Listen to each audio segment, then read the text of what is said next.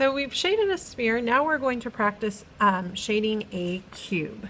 So we need to start by drawing a cube.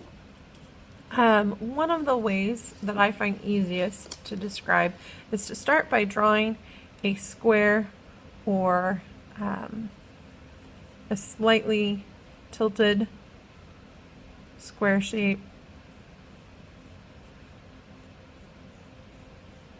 Now for our final drawing, we're going to use rulers. Make sure everything's nice and straight and parallel. Make sure it looks like this line is parallel here, this line's parallel here. Now to create the illusion of our cube, we're going to create a parallel line just a little ways above and a vertical parallel line off to the side from this side. Then we're going to connect those corners with diagonal lines. So there we have our cube.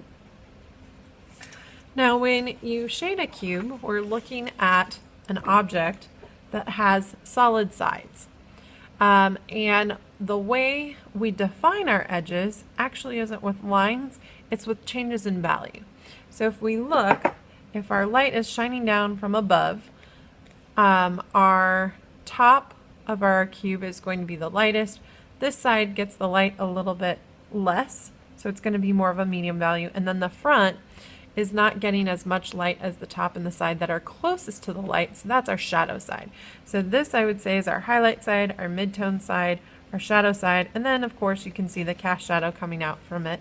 And if you look, you can see kind of the shape of a distorted cube in the way that the light is cast. So we're going to do the same thing with our cube. We see that our light is up here in the top right, so again we're going to keep this lightest, medium, darkest values. You might remember I like to start with my darkest values, so I'm going to start by drawing where my reflection is. Remember, sometimes you can't see the reflection, but we're going to go ahead and include it now. I'm leaving just a very thin sliver on the opposite side of my light source that I will leave white, and then I'm going to fill this whole area with my ebony. So remember, ebony has the softest lead, so it's going to give you the darkest values. So I'm going to press hard here, right along that edge.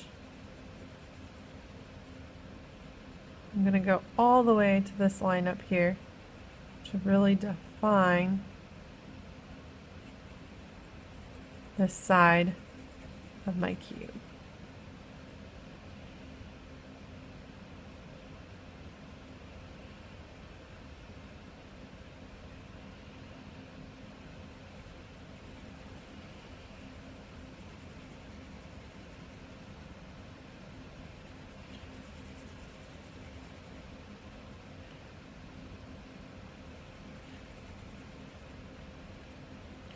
And again, I really want this side to be very dark, so I'm doing another layer.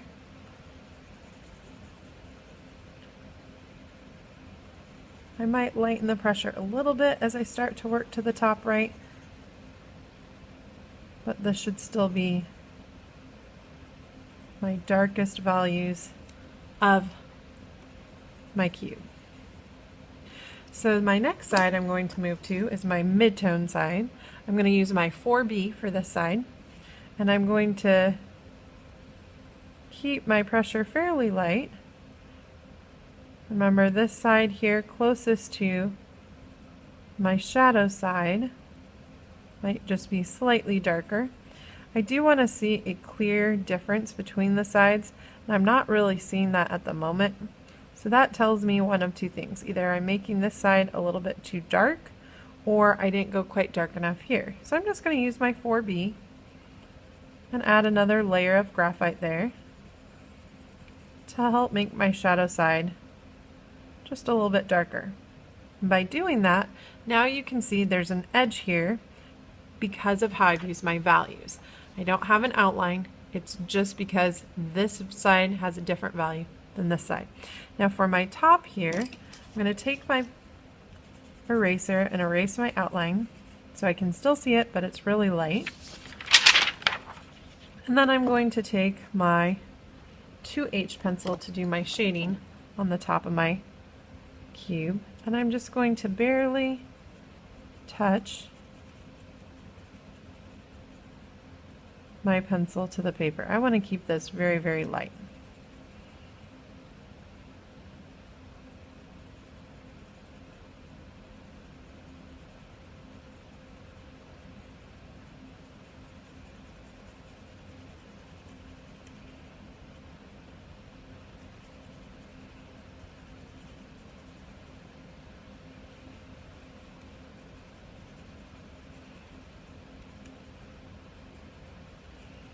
So there's the top of my cube. Now I'm going to draw my cast shadow. Remember, my light source is up here, so my cast shadow is going to fall the opposite direction. If we glance at our examples, we can see again it's coming out from the base corner, stretching the opposite way. It comes out from the side as well. Again, it's stretching the opposite way. Might look something like that. So I'm going to go ahead and start with my ebony. I'm going as close to my cube as possible, filling that in. That's also why it's nice to include that reflection. It keeps your cast shadow from blending into your object and looking like one big dark blob. And then once I have my darkest part of my cast shadow, I'm switching my grip and I'm switching my pressure. I'm starting to lighten my pressure. This edge is not looking quite right. I'm going to re-examine. So come out. Something kind of like that, maybe.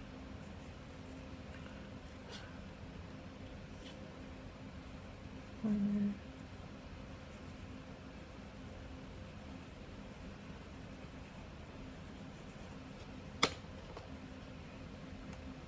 going to go with that for my cast shadow. I would want to look at the actual form to make sure it's accurate, but since I'm sketching from memory and from some general photographs, I can kind of look at those to help me get the form right. And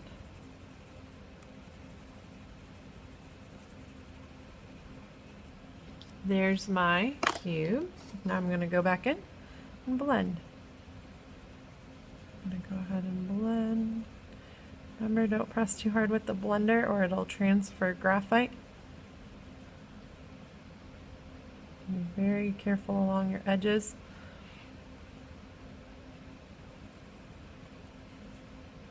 We're smoothing out our values, getting rid of any lines in our values, cleaning up our edges.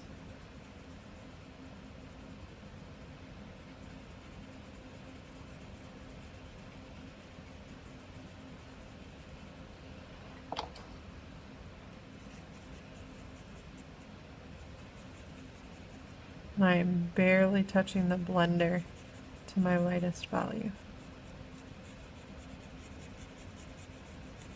Be careful that it doesn't change your values that you're seeing like that. Ooh, I don't want that to happen. So I'm just going to take my eraser, erase that, switch the area that I'm using of my blender.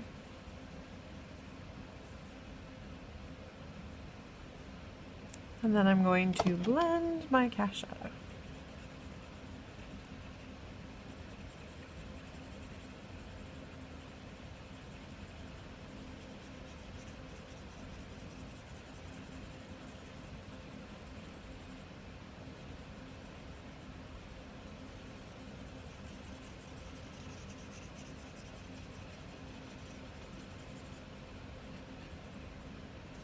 Remember, you can take your blender outside the edge,